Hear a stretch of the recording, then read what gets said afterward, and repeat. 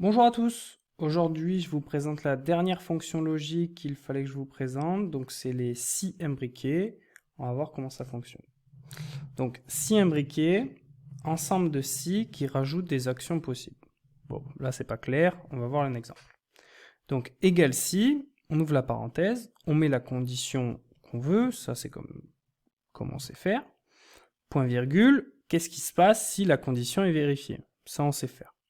Par contre, au lieu de mettre ce qui se passe si la condition n'est pas vérifiée tout de suite, on met point virgule, on rajoute un si, on rouvre la parenthèse, et on met une autre condition. Point virgule, et on rajoute une condition. Et on rajoute un effet si cette condition est vérifiée. Donc, et une fois qu'on a terminé, on met un point virgule et on met si donc cette condition n'est pas respectée, celle-là non plus, alors on fait ça. Et on peut en ajouter une infinité. À chaque fois, c'est sous la forme condition, alors, on rajoute le si, condition, alors, on rajoute le si, condition, alors, on rajoute le si, condition, alors. Et là, le tout dernier, on met le sinon. S'il n'y a rien de tout ça qui est dans nos cas, alors il se passe ça. Là, c'est pas clair, comme d'habitude avec Excel. Donc là, on va faire avec des exemples, ça va bien mieux imaginer. Alors, parlons foot, basket, peu importe. Donc là, c'est France-Espagne, et là, il y a les scores. Et donc, on veut faire afficher le résultat pour la France dans ces colonnes-là. Donc, si le score de la France, donc B4, est supérieur au score de l'Espagne, ici, alors qu'est-ce qu'il faut afficher? Il faut afficher un terme victoire. Mais, si là je mets tout de suite sinon défaite, ça oublie qu'il existe les matchs nuls dans certains sports. Parlons du foot, ça ira plus vite.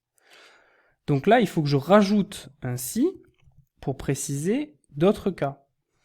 Donc, premier cas, c'était si le score de la France est supérieur à celui de l'Espagne, alors victoire. Maintenant, si le score de la France est inférieur à celui de l'Espagne, alors on appellera ça une défaite. Et donc, le dernier, cette fois, j'ai pas besoin de rajouter d'informations. Je mets direct. Donc, si c'est pas supérieur, si c'est pas inférieur, alors que c'est que ça doit être égal. Donc, si c'est égal, je mets nul. Ce qu'il faut bien saisir, et donc là, il faut bien penser à refermer toutes les parenthèses. Donc là, j'en avais deux pour ceci-là et pour ceci-là. Donc, ce qui est important, c'est de savoir que le dernier argument, le alors, on n'a pas besoin d'y donner de conditions. C'est vu que toutes les autres conditions avant n'ont pas été respectées, alors il se passe ça. Donc là, normalement, effectivement, 3-1 victoire de la France. Et là, si on glisse, on voit 2-2, donc nul pour la France, enfin nul. Et là, 1-2 pour l'Espagne, donc défaite de la France. Et là, 4-0, victoire de la France. Alors là, je vous montre une autre façon de voir, une autre façon de faire. Enfin, qui est quasiment la même. C'est simplement qu'on peut avoir les mêmes résultats pour des choses, pour des approches différentes. Donc là, on va encore cumuler des si. Alors cette fois, je fais les résultats de l'Espagne. Donc si Espagne supérieure à France, alors on va écrire, on va écrire victoire. Là, cette fois, j'utilise bien les cellules avec des données à l'intérieur. Alors, on appelle ça une victoire. Par contre, donc point virgule, je remets un si, j'ouvre la parenthèse. Par contre, si le score de l'Espagne est égal au score de la France, c'est pour vous montrer l'utilisation du égal aussi, et bien alors on appelle ça un match nul. Et donc là, je clique directement ici. Je bloque pour faire attention quand on va glisser vers le bas. Et donc, si c'est pas supérieur, si c'est pas égal, alors c'est inférieur. Mais ça, je le précise pas. Donc je sais qu'il est là, je bloque, et voilà. Le dernier, on se rappelle, on n'y rajoute pas d'informations. On met bien le nombre de parenthèses qu'il faut, et c'est bon. Donc on voit qu'ici, effectivement, l'Espagne, c'est une défaite pour l'Espagne. Elle a perdu 1-3. Et là, si on glisse vers le bas, effectivement, c'est un nul. Ici, c'est une victoire 2-1 pour l'Espagne. Et ici, une défaite 0-4 à la défaveur de l'Espagne.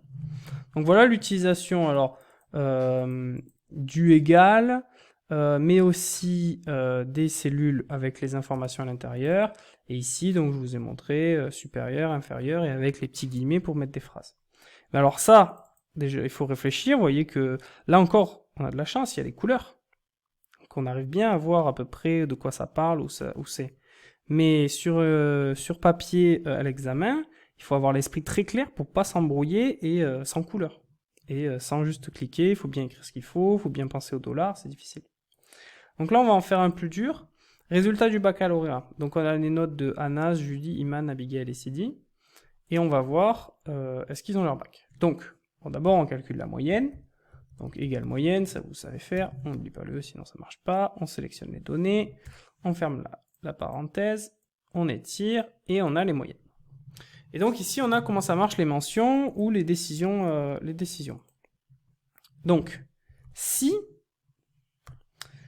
la moyenne est supérieure à 16, supérieure ou égale à 16, alors le résultat c'est très bien.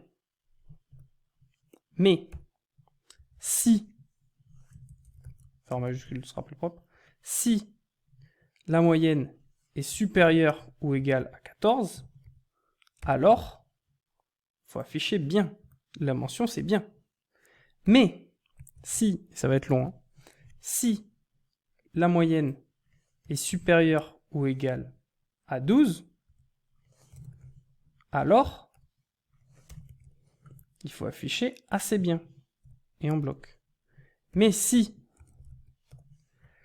la moyenne, est supérieure ou égale à 10, alors il faut afficher juste admis. Mais si la moyenne est supérieure ou égale à 8, alors donc égal à 8, pardon, alors il faut afficher rattrapage. Et cette fois on refait pas de si c'est ni supérieur à 16, ni supérieur à 14, ni supérieur à 12, ni supérieur à 10, ni supérieur à 8, alors c'est que c'est inférieur à 8 et donc c'est redoublement. On ferme la parenthèse. Alors il faut toutes les fermer. Donc il y a pour le premier si ici, pour le deuxième si là, pour le troisième si là, pour le quatrième si là, et pour le premier si, le cinquième là. Et avec les couleurs c'est beaucoup plus facile, mais encore une fois, à l'examen ce sera pas si facile. Et on ferme. Alors pour l'instant, effectivement, Anas il devrait être admis puisqu'il a 10 piles. Est-ce qu'on a bien tout réussi? Julie, elle a plus de 8, donc elle est au rattrapage. Iman, elle a 14,67 de moyenne, mais elle n'a pas 16, donc elle a juste bien. Abigail, avec 12,33 de moyenne, effectivement, assez bien. Et Sidi, avec 17,67 de moyenne, très bien. Voilà. Donc là, vous avez vu ce qui commence à être une formule sérieuse, et c'est ça que vous allez devoir maîtriser, et que vous allez maîtriser, ne vous inquiétez pas. Donc c'est l'imbrication des si imbriqués. Voilà pour les si imbriqués.